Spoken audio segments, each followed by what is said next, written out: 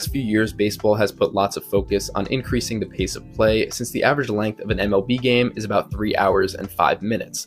The league felt that in today's day and age, with everyone's attention spans being so short, they needed to make changes within the game to make sure there's nonstop action so fans aren't bored out of their minds. Before the pitch clock was even put into place, I feel like it was more of a wait-and-see situation for most people, because it has potential to make the game more exciting. Savage. This program contains subject matter and language that may be disturbing to some viewers. Viewer discretion is advised. Forever. Here we go again. More technical problems. We live in the 21st century. No! Savage. Unfiltered. Under. The only reason I know this is because I lived under tyranny. I lived. Oh, shut the fuck up. You're a fucking Your host, Michael Gardner. Proper fashion at the proper time. Like a Hellcat.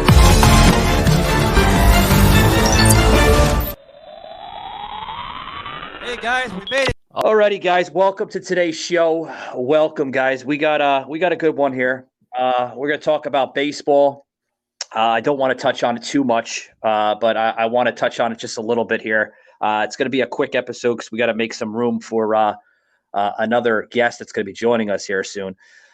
Joseph, yeah, one of those days, huh, buddy?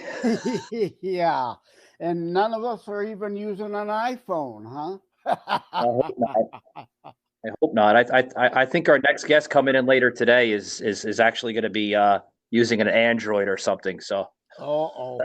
Yeah, still a phone rather than a laptop, but we'll see what happens. Yeah, I was on with Don Wardlow the last Friday of February. His show is The Baseball Lifer. So this show is perfect segue from having spoken to him about baseball on that last Friday in February. So yeah, good stuff. And before we start, guys, I want to make an announcement to the folks here. When Restream gets its act together, and instead of updating on Monday afternoons, please update. Choose your update days on the weekend when really no one does podcast recordings. It just makes it a lot easier because we had some amazing new features here. I wanted to show on Rumble, but obviously we're not going to be able to do that. So we have to do the old school style of terrestrial radio format. Yeah, so there's no excuse to not do updates between midnight and 6 a.m. I mean, really, come on. How as a former IT guy, it's just no excuse for it. Unless if you're running a cheap outfit and don't want to pay to have your staff there extra money to be there over the night hours when you should be doing your updates.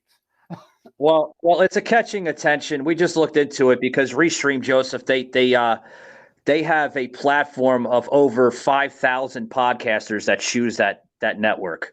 So 5,000 platform podcasters, excuse me, you better get your damn act together. 5,000 people, your damn fucking network, you better get your act together. Yeah. Here I've been begging you to go back to Restream. We did. We finally tried to go back to Restream, and they bleep us over. First chance out of the box here.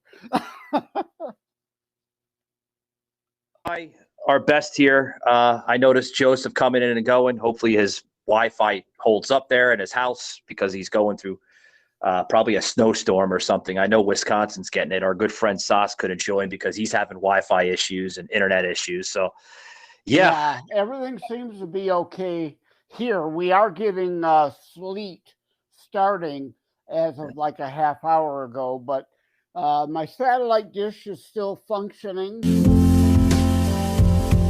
Hi, my name is Sam. I own a local carpet cleaning company in Oklahoma City called ProX. I use Blip primarily for brand awareness. I think outdoor ads are great for that. Before Blip, I got quotes for billboards that were around $2,000 to $5,000 per campaign, and for a small company starting out, that's sort of out of reach. So I was thrilled when I found out about Blip.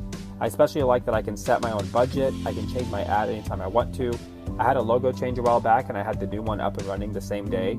So Blip gives a lot of companies access to billboards who otherwise wouldn't have had access to it. So keep up the good work, Blip. Thank you. Savaged, unfiltered.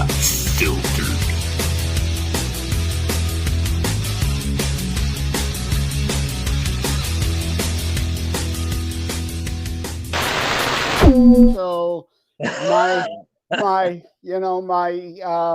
AT&T gig fiber optic should still continue to work too, but who knows? Yeah. We'll see what happens. I hope it's not on our end too, because guys, with the heat index here in Florida, it's approaching 100 degrees, and I hope the freaking heat isn't frying the damn wires. Ooh, yeah, that could be an issue. Or you get a damn squirrel again messing with your line. Again. The intrusion attacks that we were talking about. Yeah, that's yeah.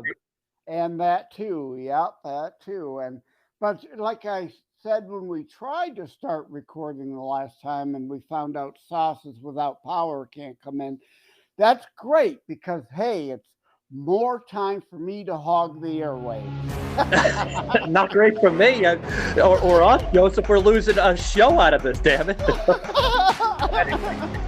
Well, we're gonna talk some baseball today. I want to get into some announcements. Try to get it on this show. If not, we'll talk on the next show.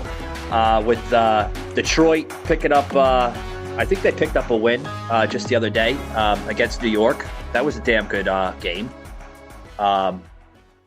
Spring training, Joseph. Do you watch spring training at all? I normally don't watch all that much spring training.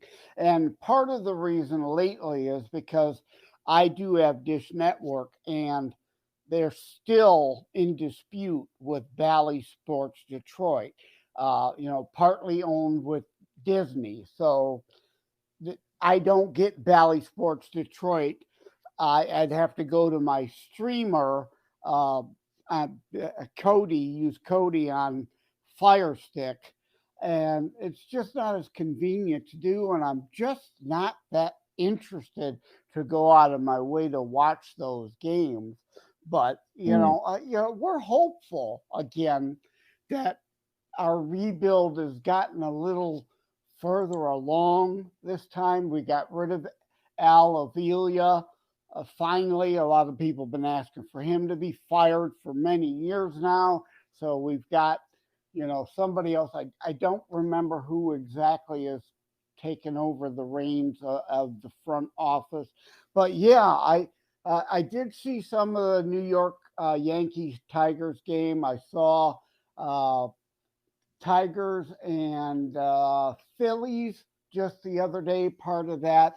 And I did look it up. So I knew so far Detroit is 5-5 in preseason, which, isn't great, but isn't bad. It's still very early. And, a lot of these are split games. So you don't even have a whole team together in one place. So it's hard to tell. Joseph, I'm surprised that your good friend over there at Wham Radio, because I check him out on Saturdays. I'm surprised he hasn't chatted about it this past weekend. Yeah, not yet. I'm sure as the season gets closer. Yeah, I think last show with Derek, the Stone Cold Sports Truth on Wham Radio, Sundays noon 30. He did something for Michael Jordan's birthday or something like that. I think. Like a tribute show or something? Yeah. So he likes to try to mix it up in that. So. Yeah. But did you happen to see the new rule now in baseball, Joseph? There's plenty of sunshine and there's a ball game. His last 2 years, and this is what he features as a big lefty on the bump for the Toronto Blue Jays. Might be today. Tigers have traveled in. Crop of prospects and a couple of side sessions going back and forth with Bassett signed a 3. The tape, it was pretty cool. The 3-2 after. Chapman played behind Bassett when they were teammates at the end of spring. He broke his foot. That one is lined into center field, and diving and making the play is Bader for the final out of the inning, saving a run. No runs, no hits, no errors, and one man left on base. Swing and a miss. Garrett down on strikes. 2-1. Hit sharply off of Abbott. Caroms toward the line. Abbott picks up and flips. The pitch count, the pitch clock. Pitch clock at 10 seconds. Yes, I like it. I'm not quite sure what's going on, though, with the games I've seen, though, because I've seen a 20-second count, I've seen a 15-second count, and I've seen a 20-second count.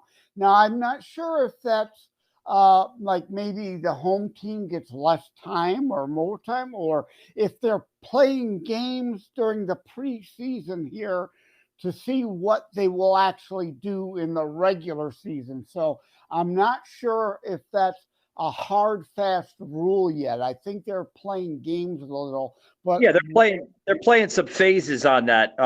But I know they did pass that rule, so they're trying to enforce it into the league.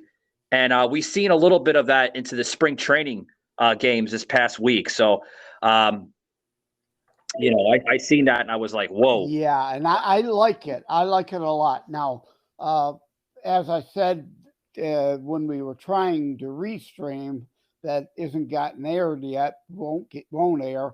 No. Well, like if I go to not Tiger Stadium, they don't call it that.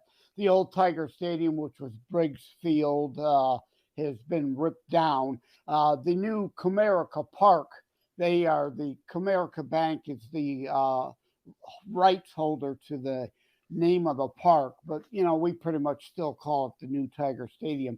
But if I'm going to a baseball game in person, it's okay because I'm doing hot dogs, I'm making bathroom runs, or Little Caesar pizza runs. There's things that can keep you busy during a game while you're there, but the pitch clock is definitely needed for games on TV. They go too long. The game. So Joseph, here's my question. Here's my question as we close out this this baseball episode.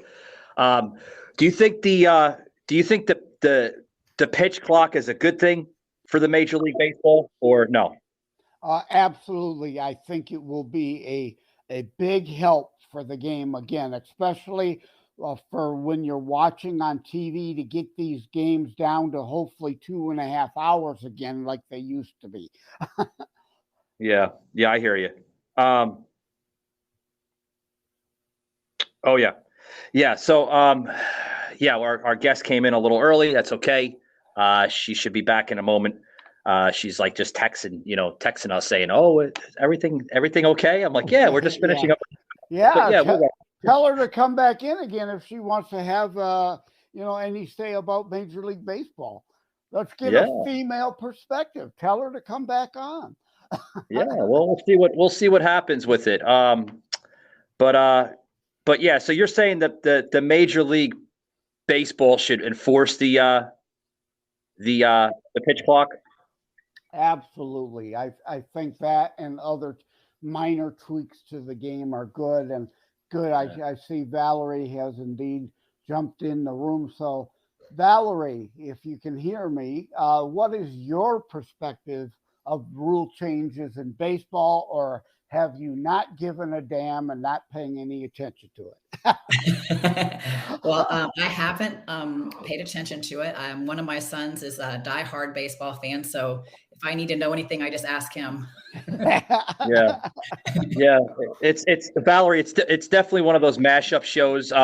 We were supposed to finish this episode. Joseph and I, we were, kind of doing another episode and everything, but we've been having some issues with this network that we use through Restream.